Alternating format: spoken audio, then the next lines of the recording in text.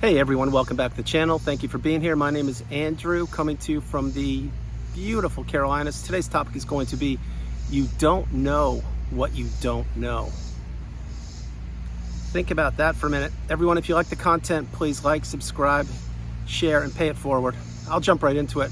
There's an expression, you don't know what you don't know, and this is never more true when you are in the narcissistic relationship and post-narcissistic relationship. Also, in the beginning of the relationship. Let's zoom out for a moment. When you were in school, let's say that you were in 6th grade and you took a certain math course. Well, math was new for you, it was challenging, and you had to figure out and learn how to do your math skills for that grade. Well, you knew that, but then again, there were so many other opportunities in math and physics and geometry and algebra and all these things that you didn't know. So you didn't know what you didn't know. You only knew up to the 6th grade mentality. Now with the narcissistic abusive cycle, again, you did not know what you were up against. You weren't taught narcissism in school. You most likely were tolerating poor behavior virtually your whole life. Perhaps it was your parents, your siblings, your neighbors, your friends, your coworkers, business associates, whomever. The point being is this, is once you find my channel and you get the wisdom, you find that needle in a haystack, you are off to the races. This is now going to become a superpower for you and to you, specifically if you are understanding where you have been, where you are, and where you're going, and you have gone through a narcissistic relationship or relationships. Many people, as I'm creating this video, are stuck in environments and or situations that they want no part of. However, they haven't identified yet that they are in a toxic narcissistic relationship. Think about it. That was you at one point. Think about the narcissistic relationship that you're thinking about right now. Did you know what narcissism was? No, you didn't. You couldn't put your finger on it. You were isolated, you were alone, perhaps you were searching on Google or YouTube, and then boom, you found my channel and you're like, oh my goodness, light bulb moment. My very first light bulb moment. There's validation. There is actually hope. There is a whole community of individuals who have gone through this and or are going through it. It's amazing. It's like you were reborn. It's true. This is a special language that we speak on the channel and in the community, because if you have not gone through narcissistic abuse firsthand, you can't speak the language. You can read all the books, you can watch all the videos, you can take all the classes and courses, you can do whatever you want to do, and you can educate yourself, and I strongly suggest you do so. However, if you haven't gone through the relationship firsthand or relationships, unfortunately, then you're not. You can be book smart, but you can't be relationship smart, if you get my point. Having said all these things, you don't know what you don't know. Think about when you were in the relationship, what you didn't know. You didn't know when the narcissist was actually gaslighting. You couldn't put your finger on gaslighting. All you were doing was trying to figure out, wait a minute, no, I thought I went here and I thought I put the keys on the table and they usually are there, but they're not there. And I could have swore I put them there, but what happened there? Well, probably the narcissist picked up your keys and conveniently relocated them somewhere where you wouldn't find them and told you, oh no, I saw them there too. And then you are wasting your time looking for your keys, you're late to work, and that sets your whole day off in a bad direction. Really understand that message. The narcissist, example, they will gaslight you throughout the whole relationship. That's one small example, hiding your keys to make you late and to have you get frustrated. So they sit on the sidelines, drinking a cup of tea or water, watching you look for your keys while they're not lifting a finger, but yet they hid them on you. Understand it. These kind of things happen every single day. But back then when you were in the relationship, you didn't know, because why would you ever think for a moment that somebody would take your keys and hide them from you on purpose, unless you are a child and you're playing a prank or a joke on a classmate? Then it's kind of funny. I mean, to a degree, you get my point. But as an adult, no, there's no reason to believe someone would do that. Boom, you didn't know what you didn't know. You didn't know that perhaps you were married to a narcissist. Think about it. Another thing, the smear campaign, I mention it frequently on the channel. You being a stable and or healthy individual, why would you badmouth somebody? You wouldn't. There's no purpose to it. There's no reason to do it. You're an honorable person. You have integrity. You have fortitude. You have commitment. You want people to thrive and to do well. Perhaps you're an empath. So it's not in your wheelhouse and or it's not in your nature to talk poorly about people or to gossip or to bring them down or to spread false narrative about people. But what does the narcissist do? That's right, they do just that. They instill the smear campaign virtually throughout the relationship, whether you knew it or not, but specifically post-relationship. That's what they do. They want people believing in them and their false narrative of your relationship. That is exactly what happens. Now let's zoom back out to the beginning of the relationship when you met the narcissist. Did they tell you the truth about their past relationships or who they were? No, they didn't. So see, you didn't know what you didn't know. What you knew in the beginning of the relationship is what you were told by the narcissist. That example, their previous marriage, the spouse wasn't supportive or wasn't around, and that they had to do all the parenting and they did all the working and they were a single parent, etc. And then you believed it. And what did you do? Perhaps you fell in love with that individual, put the wedding ring on, and boom, the very next day after the wedding had taken place, the devaluation streak began, because they now knew they had you. Again, you didn't know what you didn't know. You didn't know, first of all, that the narrative that they told you about the previous marriage wasn't real, it wasn't legitimate. That person probably was a bright, shining light, just like you are. They were being painted in a bad light because why? Number one, perhaps they weren't even on the planet. Number two, they weren't there to defend themselves. And number three, they probably ran for the hills when they realized that your now spouse is a narcissist. But that's not the picture you were painted. The person you're thinking of, perhaps if you did get married, they painted their previous spouse in a negative light and played the victim and told you A, B, and C, when in fact everything was X, Y, and Z, and you've believed it. Again, you didn't know what you didn't know. You just knew what you were being told by this person who turned out to be a narcissist, and they had you exactly where they wanted you. They had you encapsulated in that narcissistic fog. They had you fall in love with them when they could not fall in love with you. They had your empathy and your strength and your courage and all of your beautiful attributes weaponized against you. You didn't know it though, because you were blinded. Because why? That's right, you didn't know what you didn't know. So now let's zoom out to the ending of the relationship, when it ended. Let's say perhaps, as an example, you experienced reactive abuse, which meant throughout the body of the relationship you were being abused slowly, insidiously. It was as if it was death by 1,000 paper cuts. And that's what happened most likely. And then one day, boom, you put up a boundary. You stood up for yourself. You said something. You called out their poor behavior, whatever it was. And the narcissist was just waiting for this to happen. They had it all lined up. They had their ducks in a row. They had the moving van ready. They had the flying monkeys in place. They had everybody ready to do their part. And all they wanted to do was to say this: action, closing scene, boom, take one. That's it. That's what they did. And then when you stood up for yourself and you put up a boundary, boom, very next day you're discarded. The relationship is over. You're painted black because you stood up for yourself. And the narcissist, like I said, they were waiting for this. Most likely, if you were discarded, the relationship ended around a pivotal period in your life, i.e. perhaps a holiday, a birthday, when you lost a job, when you had the most reason to grieve. Maybe you lost a family member. Maybe there was a death in the family. Maybe you were ill or sick. Maybe you had no financial resources. Maybe you just moved. There's a litany of reasons why.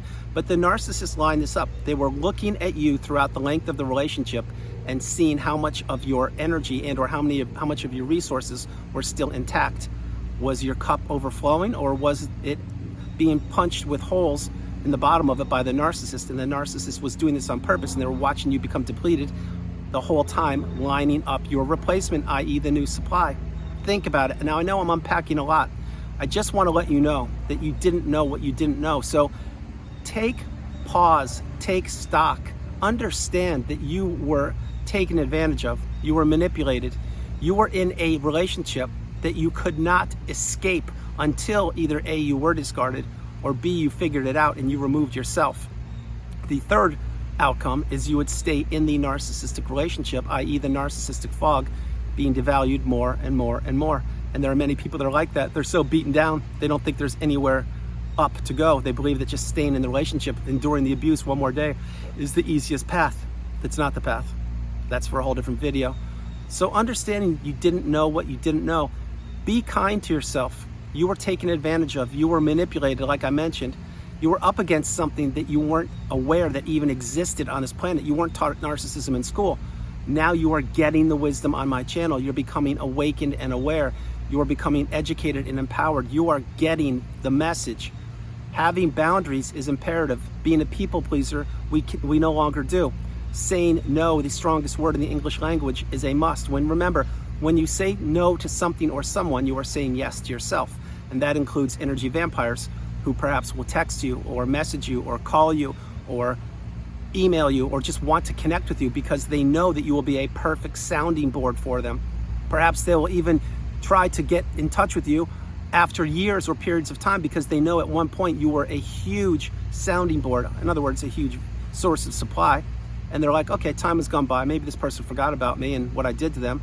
and how much I just totally abused them, I'll go back for another round, i.e. a Hoover. Don't accept a Hoover. Remember, if you get Hoovered, you need to be strong enough to not accept it, because all that is saying is if you accept the Hoover, that you're willing to enter the relationship or at least listen to the narcissist for a period of time, and they will be testing their waters. They'll be dipping their toe in that relationship with you again, seeing if you're strong enough, seeing if you've figured them out, seeing if you've acquired the wisdom on my channel, seeing if you will understand that the Hoover is not acceptable. If you don't get a Hoover, consider it a badge of honor. It's a good thing. It means the narcissist has moved on and they understand that you are too smart, you're educated, you're empowered, and that you will not tolerate the poor behavior any longer. That is a good thing. But either way, don't accept the Hoover. Don't be in communication with these toxic individuals. So as the thumbnail mentioned, you don't know, you didn't know what you didn't know. Think about it. It's with everything. Right now, you could be the smartest human being on the planet. Do you know everything? Of course you don't. None of us do.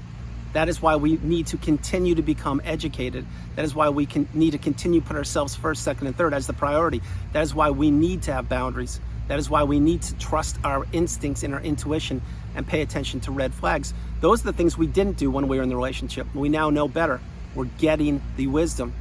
Understand these things. So if you're being hard on yourself and being difficult and saying, wow, I should have done this, I could have done that, I should have tried more, it was my fault. No, no, no, and no. That's not the case. Your relationship with the narcissist was going to implode one way or the other. Whether it was at your hands or their hands or mutual, doesn't matter. Something was going to disrupt it, and I'll tell you why right now. Because every narcissistic relationship, not only does it have an expiration date, but the narcissist is doing things behind your back that you did not know about. And what you didn't know, you didn't know. Think about it. Think about all the late nights that they would come home, allegedly working. Think about all the trips they went on alone, wink, wink. Think about all the times you would be running around doing errands and or work for the narcissist, and they would be nowhere to be found. Think about all that you contributed to the relationship and all the time you waited for the narcissist. What were they doing? Where were they? Who were they with? Think about all of the time that they spent on their smartphones. All of that time. Think of was it all business or was it all intelligent conversations? No, it was supply all over the globe on dating apps. Think about it. It's not exclusive to dating apps either. It's on apps, social media platforms also. Think about it. When you were in the relationship, did they spend more time actually communicating with you as I am right here, right now with you, locked in with you? Or did they spend more time on their smartphone? That's right. They probably spent more time on their smartphone. Why? I'll tell you why. Because they knew they already had you. They already had that ring on the finger and or they already had you where they wanted you. They didn't have to give you attention. As a matter of fact, they would devalue you more and more, letting you know how little they cared about you sitting right next to you on a couch watching Netflix when they would be getting your replacement in place. Maybe from someone who lived only half a mile away from you. Maybe it was a next door neighbor, a coworker, who knows? But that's what they were doing and that's what they are doing. But think about it. You didn't know what you didn't know. So you really need to get this message. Before you met the narcissist, you most likely were a kind, loving individual. And my hope is you still are right now, but now you have the wisdom, you get the message, and now you don't give people passes. Back then you did because you didn't know what narcissism was. You had no reason to believe another individual could be sitting right next to you and actually communicating with multiple people right in front of you, getting supply from them, whether it's a romantic interest or not. Think about it. Why would someone do that? I'll tell you why. Someone would do that because they are completely insecure, they're empty, they're hollow, they want to use, abuse, and manipulate people, and they don't care about anybody but themselves. Really understand what I'm sharing with you. That is a narcissistic relationship. So was it your fault? No. Did you know what you're up against? Absolutely not. Will the narcissist change? No chance. The only thing the narcissist will change is the mask they wear to manipulate another unsuspecting individual, whether it's on social media, via email, in person, Zoom, whatever it's going to be, dating app, who knows what. By the way, stay away from dating apps. But the whole point is, that's what the narcissist does. That's why they have no stability, no stableness in their relationships. That's why they're always high, low, high, low. The reason they're like that is because that's how they thrive. They want to keep people off balance, have people believing in the mask, have people not believing in themselves, and they want to invalidate people and extract the resources. It's exactly what the narcissist does. Understand this. So before I close the video, remember, you didn't know what you didn't know. Be kind to yourself. This is a lifelong learning lesson, and you must be kind to yourself. If not now, when? Guys, that's the video. I hope you liked it. I loved doing it from the beautiful Carolinas. This is Andrew. Namaste. Have a great afternoon. Stay true, stay blessed. Continue to become awakened and aware, and understand you are the priority. You come first, second, and third. If anybody that you surround yourself with thinks they know it all, they don't. And you may want to consider if you want to keep those people in your social circle or network of friends. Nobody knows everything, not one of us. And each and every one of us have opinions, and each and every one of us bring insight and value to this planet. Each and every one of us have wisdom. Each and every one of us have something to contribute. However, having said all those things, anyone who is not trying to build you up or to help you grow or to help you get to the next level, they are probably either envious or jealous of you, or they don't want you to succeed. Those are the kind of people you just don't need to be spending time with. You need people to be spending time with that believe in you and that want you to thrive and that want you to get to the next level. Certainly that want you to conquer the narcissistic abusive cycle and begin living your best life. Guys, no matter where you are on the planet, you are not alone. Remember that you are not alone. I love you all. God bless you, and I'll talk to you tomorrow. All right, bye guys.